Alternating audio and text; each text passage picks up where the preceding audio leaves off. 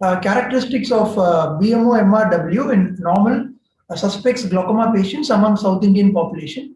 So what is already known as the Brooks membrane opening minimum rim width is a novel morphometric assessment tool for the evaluation of glaucoma. The mean deviation of the visual fields correlates better with the Brooks membrane opening minimum rim width than the horizontal rim width. Similarly, the RNFL thickness also correlates better with the BMO-MRW than with the horizontal rim width. It is already known. There are many papers on it suggesting there's a blue arrow C, which is the BMO-MRW, and why we need to change from horizontal rim width to BMO-MRW. So the normal disc will have a green arrow which is seen in all the quadrants, and in a glaucomatous infratemporal notch, as it is seen, there is a constricted BMO-MRW. The purpose of this study is to study the characteristics of BMO-MRW with respect to the disc size, that is the BMO area, among different group of people, that is normal suspects and primary glaucoma patients. What influence this the BMO area has on the BMO-MRW and RNFL. So the Brooks membrane minimum rim width is the smallest distance between the green internal limiting membrane and the red Brooks membrane opening. So our study, we involved 40 normalized, 40 glaucoma suspect, 40 POAG and 40 PSEG eyes. Consenting consecutive patients from November to December 2019 were included. The exclusion criteria involved avoiding severe defects in view of glaucomatic optic atrophy. So the results were tabulated as follows. The green box depicting that all the patients were actually age matched, and initially the data was not divided into a large and small BMO area as depicted by this red box. The results were as follows. The mean BMO-MRW and RNFL, if you see, it's higher in the normal group as expected, and the suspect, it was slightly lesser. 243 it was normal, 229 in the suspects. As we go down, it is even more lesser in the primary open angle and primary angle closure glaucoma group. The ROC analysis was done to evaluate the diagnostic precision, whether it was better in the MRW, that is the BMO-MRW, or in the RNFL, and it was better with BMO-MRW. And the normal was compared with the suspect, and the normal was compared with POAG and PSEG. Suspects was also compared with POAG and PSEG, and ROC analysis was arrived. So the diagnostic power was highest for the BMO-MRW, especially for differentiating normal from suspects. But the result doesn't end there. Even the optic nerve size variable, that is the disc size, is actually variable because everyone has a different disc size. So how about the influence of the disc size on the BMO-MRW and RNFL? So that changed the equation totally. The BMO area actually related to MRW, whereas the BMO area did not relate with RNFL. So that changed the equation, and we had to divide the data into two, and we had to go a small BMO area group, again age matched, and they were defined as less than or equal to 1.8 millimeter square area. Large BMO area group, again age matched, and they were defined as greater than 1.8 millimeter square area. And the results were again divided and tabulated as follows. So the normal, you see, in the smaller group it was 294 and it was 235 in the larger group. Smaller group, the BMO-MRW is slightly higher.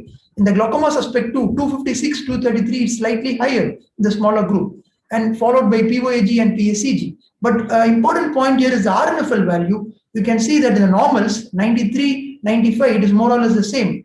And in the suspect group, 99, 98, more or less the same.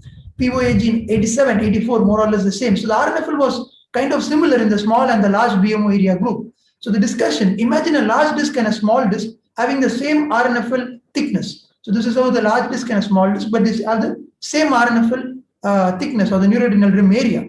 What happens to the BMO-MRW is a large disc will have a small BMO-MRW, whereas a small disc will have a large BMO-MRW.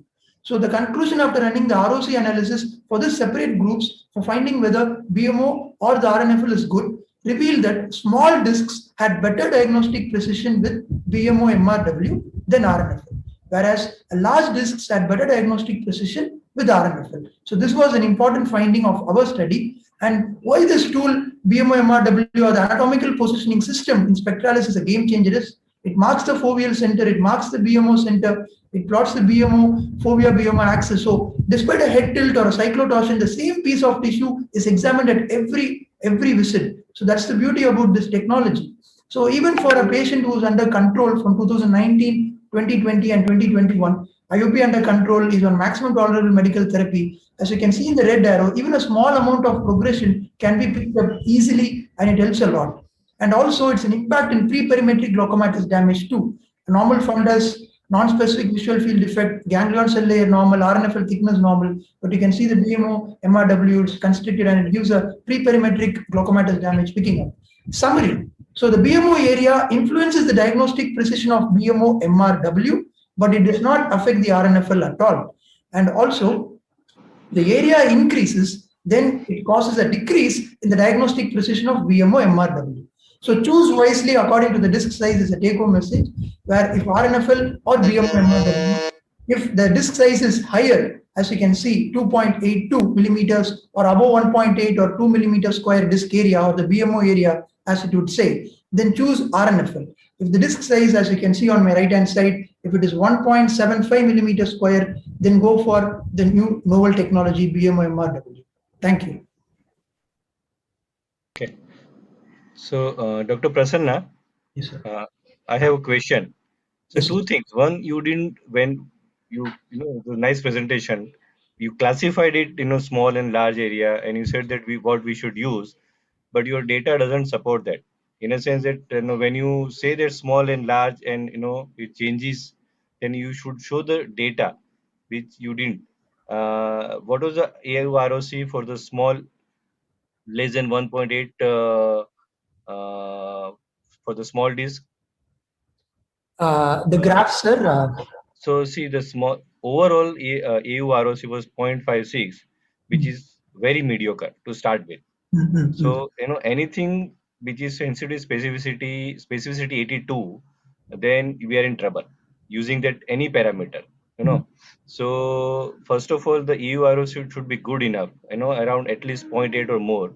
So we start talking about the use of the technology or the parameters.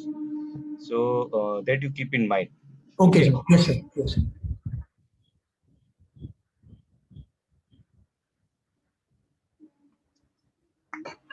I have a question, Dr. Prasanna. Well Yes. presented.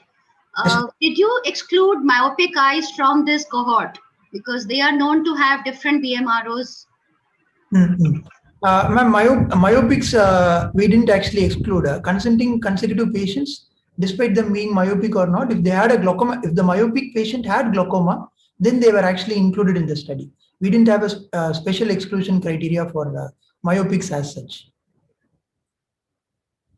Myopics, not tilted discs. Pardon me, ma'am? Myopia or tilted disc, none of them were excluded.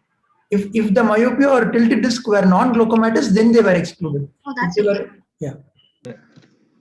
So what Dr. Kirti Singh makes sense, because it they're using lots of confounding factor. Yes, You sir. should have removed all the confounders for before the analysis, before you start the study. So when you do, and anyway the sample is too small, so if you are including Yes, the sir. more patients, then what Dr. Kirti Singh said, that you remove the confounders and you get a more clear picture. Yes, sir.